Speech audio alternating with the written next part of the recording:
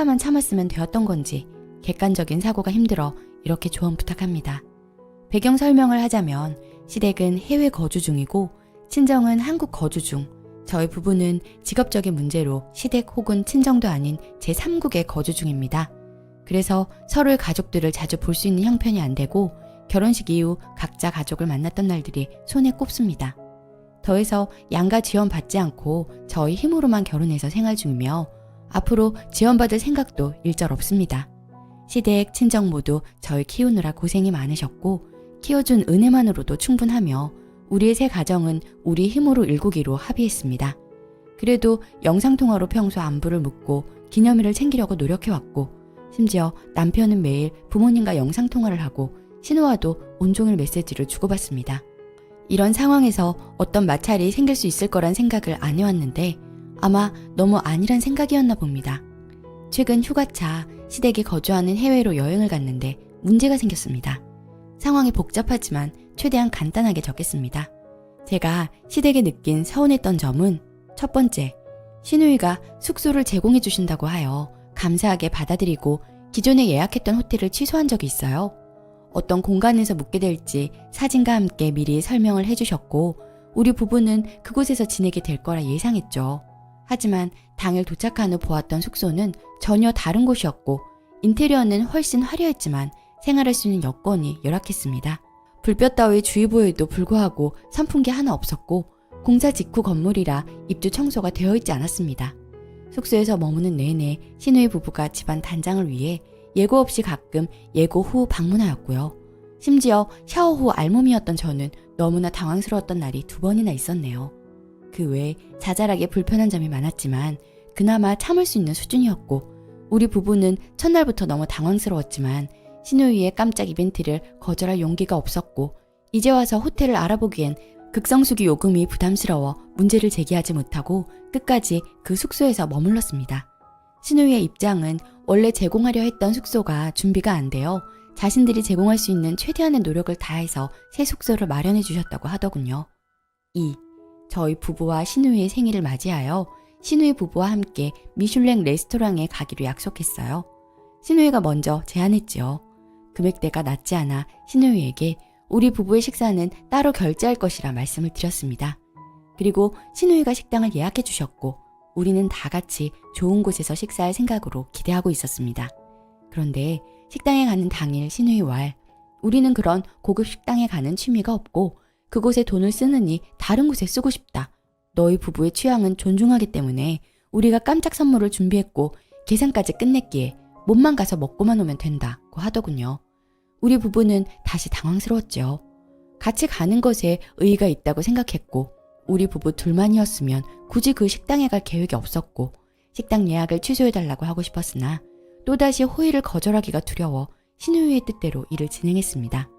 물론 감사한 마음도 들었지만 동시에 둘만 즐기게 된 상황에 식사 내내 죄책감을 느끼고 불편했네요. 3. 또한 불볕 더위주의보 아래 선풍기 없는 공간에서 휴가를 지내려니 하루하루가 너무 지치고 힘들었습니다. 급하게 근처 마트에 가 선풍기를 하나 사서 생활했지만 창문을 열 수 없는 구조였기 때문에 열대야에 잠을 이루지 못하는 날이 허다했어요. 또 우리 둘만의 여행도 제대로 즐길 수 없는 상황에서 자꾸 야외 활동, 이를테면 등산 같은 거를 하자는 시누이 부부의 제안을 몇 번 예의 있게 거절했습니다. 설상가상 남편의 지병인 족저근막염이 재발해 제대로 걸을 수 없는 상황이었어요. 그런데도 시누이 입장은 1년에 몇 번 보지도 않는데 그 정도 고통은 참을 수도 있는 거 아니야? 함께하는 시간을 보내지 않고 간다고 생각하니까 내가 너무 슬프다 라고 반복해서 이야기하더라고요. 결국 우리 부부는 시누이와 입장을 절충하여 가까운 바다에서 수영을 같이 하기로 계획했어요. 저는 나름대로는 무더위 속 많이 걷지 않아도 되는 유일한 활동이라고 생각했지요. 시누이 부부의 차로 이동했고 에어컨과 창문 등이 고장난 차였기 때문에 불볕 더위 속에 너무나 지치더라고요. 한동안 말없이 앉아있던 내게 피곤해 보인다며 은근히 비꼬더군요. 이후 시어머니에게서 시누이가 조용히 있던 날을 빈말한 것을 알게 되었고요. 질문에 대한 대답은 다 했고 먼저 나서서 대화를 주도하지 않은 것은 맞네요. 그리고 전날 우리와의 약속을 시누이가 일방적으로 취소한 적이 있어요. 직장 스트레스로 아무것도 하고 싶지 않다고 했고 우리는 아무 말을 하지 않고 괜찮다고 위로해 주었습니다. 하지만 우리의 힘듦을 토로하며 다음으로 약속을 미루자는 얘기에는 신우이는 몇 번이고 받아들이지 않으며 우리에게 죄책감을 느끼게 하더군요. 4. 또 이번 휴가 동안 신우이 부부와 나왔던 대화 중 단 한 가지 대화를 뺀 나머지 전부 신우이 부부의 인생 얘기였습니다. 신우이 혼자 얘기했던 최장 시간 4시간이고요. 최대한 적극 반응하며 듣기 위해 노력했습니다. 하지만 시댁 식구 중 누구도 우리 가족에 대한 안부를 묻지 않았어요. 우리 부부에 대한 질문 또한 없었습니다. 5. 시어머니 말씀. 너는 아내이기 때문에 남편인 당신 아들을 항상 따라야 하며 그래서 시댁 식구 거주 국가로 하루빨리 이사 오는 것이 맞음. 한국에서는 애를 키울 조건이 부족하여서 출산도 육아도 모두 시댁 식구 거주 국가에서 진행해야 함입니다. 시아버지 말씀은 한국에서 살 생각은 절대 하지 마라. 부모가 늙으면 자식을 부양하는 게 맞고 그러려고 자식을 낳은 것이다. 한국에 가려거든 연락조차 하지 않겠다 였습니다. 시부모님과의 첫 만남은 시부모님 댁 집 앞 공원에서 이루어졌어요. 시부모님 댁이 사람을 초대하기에 넓지 않고 시누이 댁 마찬가지로 어수선하여 사람을 초대할 수 없으며 코로나 시기였기 때문에 레스토랑은 절대 갈 수 없기 때문이었지요. 시댁 가족과의 만남 동안 이루어졌던 식사 모두 우리 부부가 잠시 머물렀던 숙소에서 진행했고 그래서 모든 준비와 마무리, 설거지는 우리 부부 담당이었지요. 처음엔 기쁜 마음으로 임했으나 단 한 번도 나를 손님으로 대우해주지 않는 시댁에 대한 원망이 생겼고 반복해서 우리 부부만 준비해야 하는 상황이 불공평하게 느껴지더군요. 반대로 남편은 우리 가족들에게서 자신도 인정할 만큼 손님 대접을 받았음을 저에게 인정하였고요. 일단은 이렇게인데 최대한 간단하게 쓰려고 해도 너무 기네요. 이거 외에도 자잘하게 제가 당황했던 부분들이 많은데 처음에는 그냥 저 혼자만 참고 넘기면 아무 문제가 없다고 생각해서 남편에게도 항상 웃으면서 당신 가족들을 만나게 돼서 같이 시간을 보낼 수 있어서 좋았다는 피드백만 했었어요. 그런데 최근 여행에서 시댁 식구 그 어느 하나도 저희 부모님에 대한 안부조차 묻지 않고 저희 부부의 의견과 생각은 전혀 고려하지 않은 채 일을 진행하는 모습을 보면서 이건 아닌 것 같다는 걸 깨달았습니다. 평생 참고 살 자신이 없어서 최대한 예의를 갖추고 말했습니다. 1. 그동안 베풀어 주신 은혜는 감사하지만 다음부터는 서프라이즈 이벤트는 삼가 주시길 바란다. 모든 것을 다 받아놓고 이제 와서 얘기하는 것이 민망하지만 당신은 너무 당황스럽고 상황 판단이 안 되어 처음부터 거절하지 못했다. 숙소와 레스토랑 모두 저희가 예상치 못한 상황이었기 때문에 너무 힘들었다고 신우이에게 전달했습니다. 2. 시부모님 곁에서 머물러주길 바라시는 마음은 이해할 수 있으나 그건 친정 부모님도 마찬가지다. 한국에서는 무엇도 하면 안 된다고 말씀하시는 부부는 이해할 수도 따를 수도 없다고 시부모님께 전달했습니다. 그리고 돌아온 답변이 저로서 너무 황당했습니다. 신우이는 은혜를 받아놓고 감사할 줄도 모르는 뒤통수를 치는 이라며 저희 부부에게 온갖 욕설과 막말을 퍼부었고 그동안 주었던 모든 것들을 내놓으라 하십니다. 물론 다 돌려드릴 생각입니다. 서로 주고받았던 작은 선물들까지 전부요. 시부모님은 그동안 힘들게 고생해서 키워놨더니 다 늙은 부모를 나몰라라 하려고 하네. 그래서 결국 한국에서 살겠다는 거냐? 며 아내이자 며느리인 저는 원래부터 남편 말대로 시댁 말대로 무조건 따르는 게 맞다고만 우기십니다. 저는 이 부분은 절대 양보할 생각이 없고 제 부모님과 가족을 무시하는 것이 아닌 이상 저런 식의 반응은 옳지 않다 생각합니다. 친정 부모님과 가족에겐 지금까지 시댁 식구와 있던 일을 단 한마디도 얘기하지 못했습니다. 그나마 남편이 옆에서 제 편을 들어주고 여태까지 저 혼자 참게 했던 것에 대해 미안해하고 평생 시댁 식구 보지 않고 살아도 된다며 모든 것들 털어놓은 지금 저로서 생각하려고 노력합니다. 저희 부모님께 죄송하고 부끄러워서 어떻게 해야 할지 모르겠다고 합니다. 하지만 저는 여전히 시댁 식구들에 있어 천하의 나쁜 며느리이자 올케이자 자신들의 가족을 망쳐놓은 희대의 나쁜 X가 되었네요.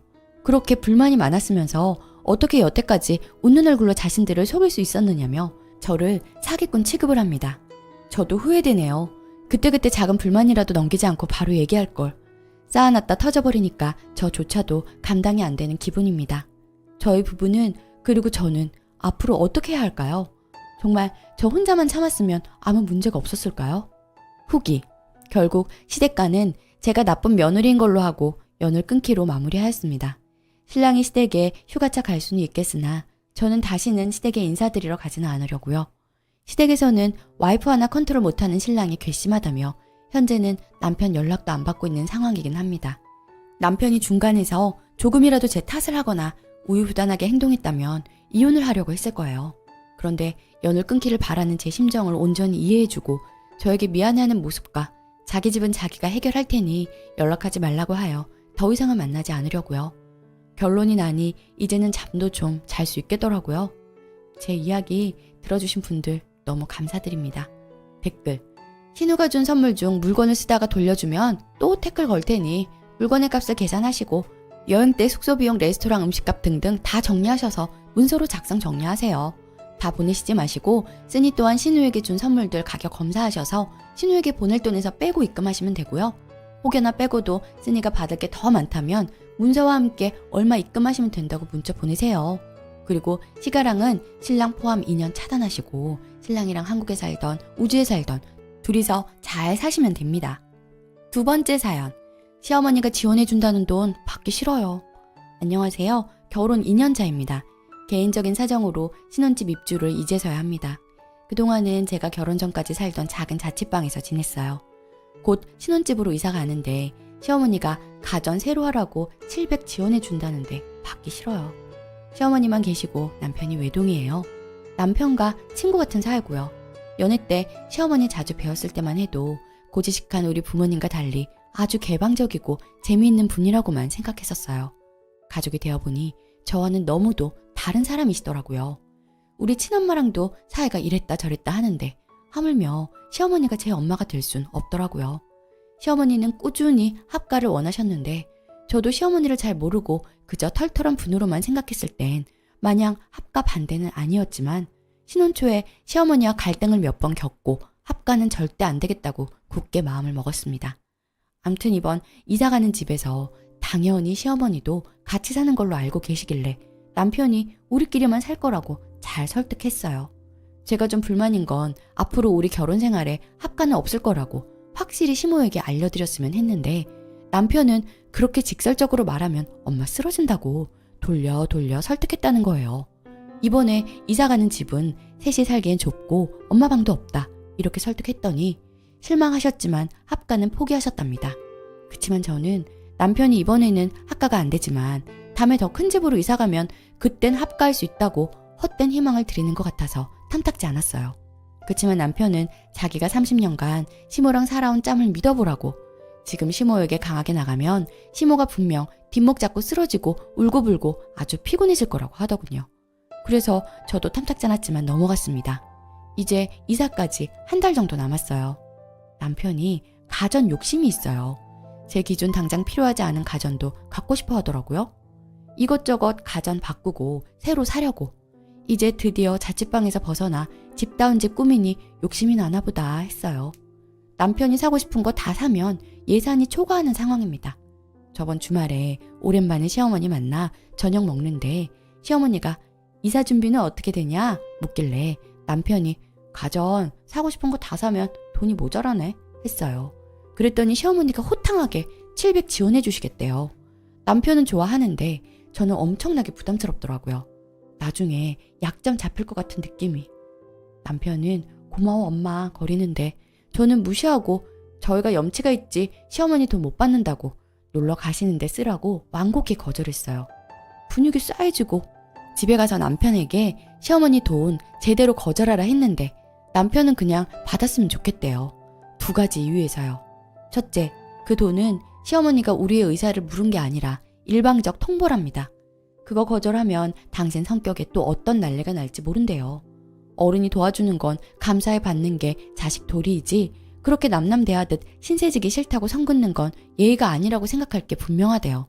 어차피 그 돈 받으나 안 받으나 자식 도리 안 하느냐고 자기 괴롭히는데 그냥 받았으면 좋겠답니다. 둘째, 저와 시어머니 사이에서 너무 힘들대요.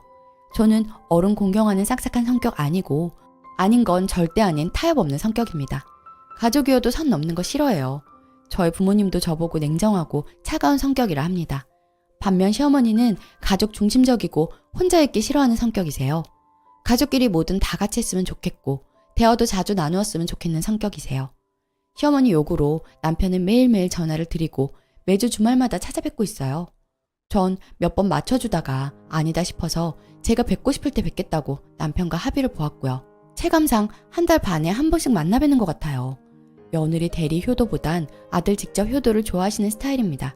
신혼 초에 시어머니가 가족이란 이름으로 제게 좀 무례하게 대하신 적이 종종 있었고 저도 성격상 그러려니 하고 넘어가지 못했어요.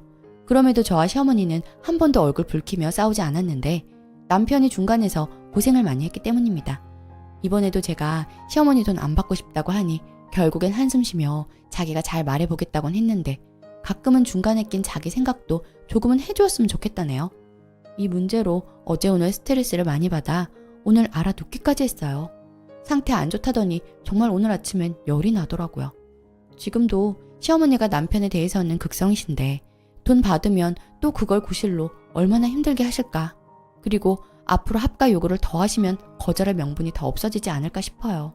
그치만 남편이 너무 힘들어하고 어른들 말대로 제가 너무 차갑게 성 긋는 것인지 싶네요. 후기. 이사하고 오랜만에 다시 글 쓰네요. 간단하게 말씀드리면 700 지원 받았어요. 대신 남편한테 확실하게 대답 들었어요. 합가에 대해서. 자기가 중간에서 힘들다고 하고 가전도 사고 싶어 하니까 받는데 확실하게 해줘. 난 시어머니랑 합가하는 순간 갈등 시작이라고 생각하고 이걸로 인해서 어머님이 우리의 문제에 대해서 왈가왈부 안 하셨으면 해. 우리는 독립된 가정인 걸 잊지 마. 했더니 알겠다 하더군요. 혹시나 몰라서 녹음도 했어요. 그리고 친정엄마한테 만날 때마다 남편한테 농담조로 합가 요구 좀 하라고 말해놨어요. 그 느낌, 그 압박이 어떤 건지 좀 느껴보라고요. 다음 주에 친정 갈 텐데 압박 시작입니다. 아무튼 참 어렵네요. 고부관계, 결혼생활 현명하게 잘 헤쳐나가 볼게요. 감사합니다. 댓글. 쓰니 지금 돈 700의 문제가 아니에요. 쓰니 남편은 훗날 합가할 예정입니다. 지금 쓰러질까봐 못하면 연세 더 드시면 그땐 더 곤란한 거 아닌가요? 제가 볼 땐 쓰니가 남편이랑 사는 이상 합가는 100%입니다. 다 큰 성인이 엄마랑 매일 통화라. 일주일에 한 번은 꼭 본다고? 뭐 이미 셋이 사는 거 아닌가? 마마보이는 끔찍해. 쓰니 인생 피곤하겠어요. 오늘의 사연은 여기까지입니다.